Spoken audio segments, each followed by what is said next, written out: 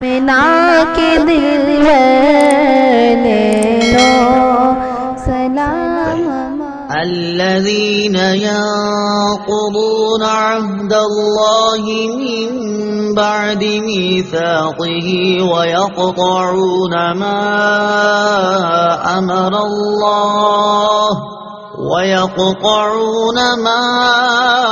أمر الله به أن يوصل ويفسدون في الأرض اولئک هم الخاسرون۔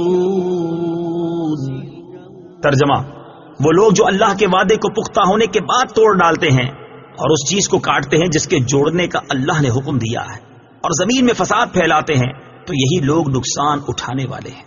الذین ینقضون عہد اللہ، وہ جو اللہ کا عہد توڑتے ہیں۔ تفسیر صراط الجنان میں ہے، اس سے وہ عہد مراد ہے جو اللہ تعالیٰ نے گزشتہ آسمانی کتابوں میں حضور سید عالم صلی اللہ تعالی علیہ وسلم پر ایمان لانے کے متعلق فرمایا تھا۔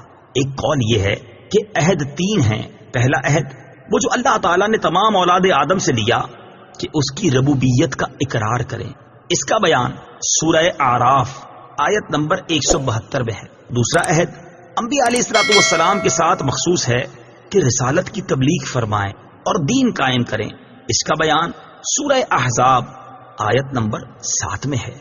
تیسرا عہد علماء کے ساتھ خاص ہے کہ حق کو نہ چھپائیں، اس کا بیان سورہ آل عمران آیت نمبر 187 میں ہے۔ ما امر اللہ بہ، جس چیز کا اللہ نے حکم دیا۔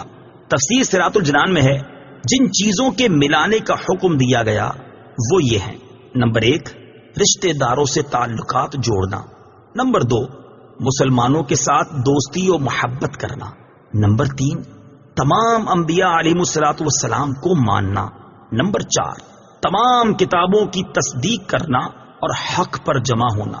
ان کو قطع کرنے کا معنی ہے رشتہ داروں سے تعلق توڑنا، انبیاء علیہم الصلوۃ والسلام کو نہ ماننا اور اللہ تعالی کی کتابوں کی تصدیق نہ کرنا۔